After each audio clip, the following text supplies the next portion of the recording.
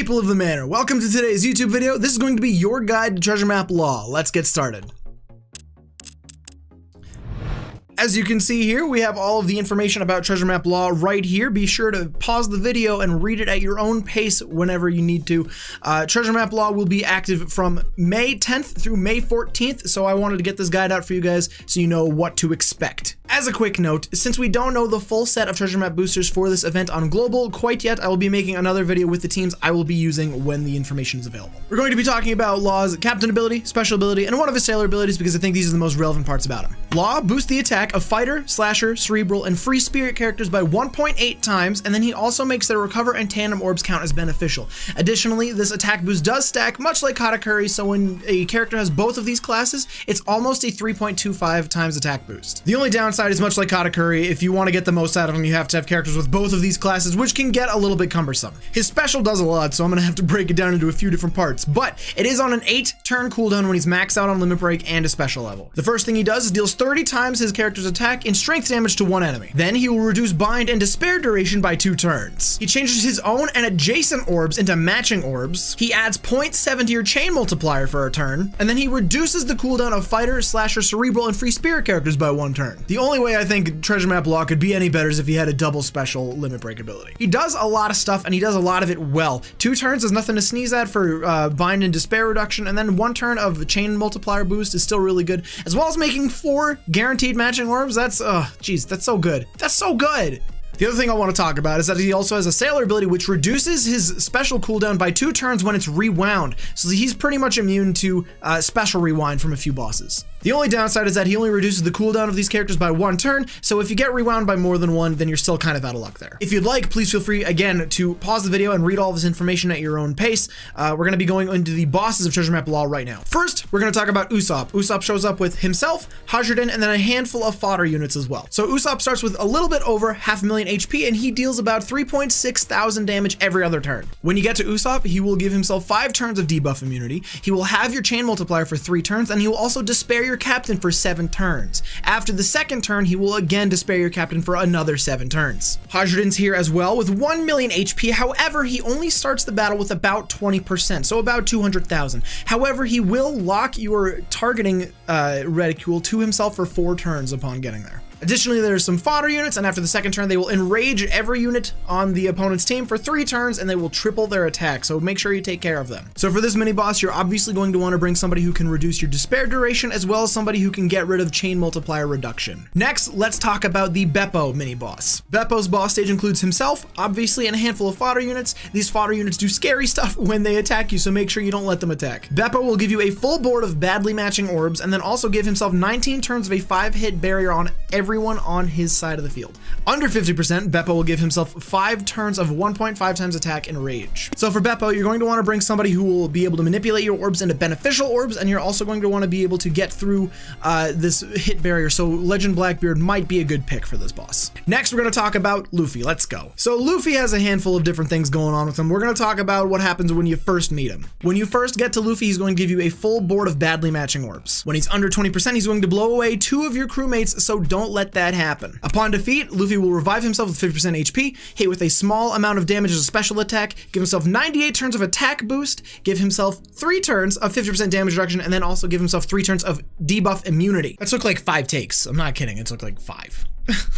So for Luffy, you're going to want to bring somebody who will give you a full board of matching orbs. You're also going to want to bring somebody who will remove at least 3 turns of percent damage reduction. Other than that, I don't see him being too difficult. Just don't get him below 20% HP. Next, let's talk about Sachi and Penguin. When you arrive to Sachi and Penguin, they will have your attack for 3 turns. They will also give you a full board of empty or bomb orbs. And then every other turn, they'll give you 1 turn of paralysis. That's really about it. I mean, they seem pretty easy. Just bring somebody who can remove attack down, and that's about it. That's all for the mini bosses. Before we talk about Chopper, we're going to talk about Secret Law. As a quick note for those of you who are unaware, Secret Treasure Map Law is a secret boss that will attack you once you land on a treasure bird space. That treasure bird will give you 1.5 times your stats as well as 1.5 times your treasure points upon completing these mini bosses or bosses, so you do want to pick them up. However, Treasure Map Law is a little bit more difficult than the rest of the mini bosses, so he's going to be a little bit more challenging, but believe me, it is absolutely worth it to be getting through this mini boss. He's got 1.6 million HP to start out with, and again, be aware, every time you clear treasure map, everyone gets 10% extra stats. So just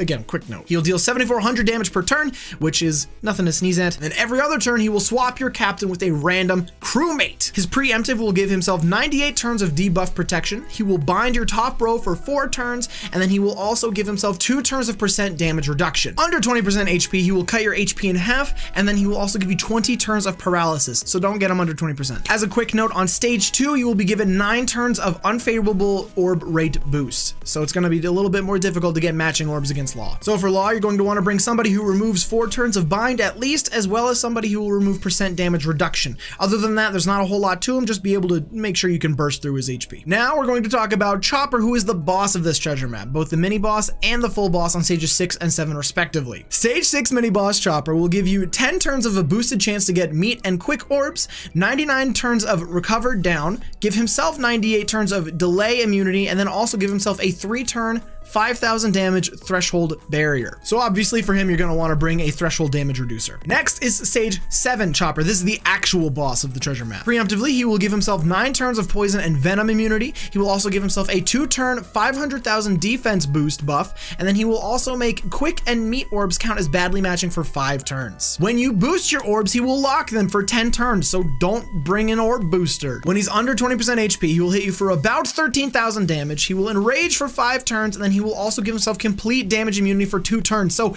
don't do that. Just don't get him under 20%. This is a really weird treasure map. I'm not gonna lie. Things like this do not show up very often in One Piece Treasure Cruise, so I'm not fully prepared with, suggestions to give you guys. So obviously for stage 7 Chopper, you're going to want to bring somebody who reduces defense buffs, as well as somebody who can deal with these badly matching quick and meat orbs. I imagine one of the better things to do would to bring a crewmate who is able to make other orbs count as matching for the rest of your crew, as well as somebody who will be able to manipulate those orbs so you don't have to worry about having quick and meat orbs on your board. As I mentioned earlier, guys, I am going to be making a YouTube video with the teams I'm going to be using for Treasure Map Law once we have the full list of boosted characters for the treasure map, so be sure to keep an eye out for that. If you like this video, please be sure to like, comment, and subscribe for more OPTC guides. Additionally, you can come follow us on Twitch or join our Discord so you can get assistance with OPTC when we're not live or there's no YouTube video for you to watch. That's all I got for you tonight, guys. Thank you so much for watching. I hope this was helpful, and we'll catch you in the next one. Later!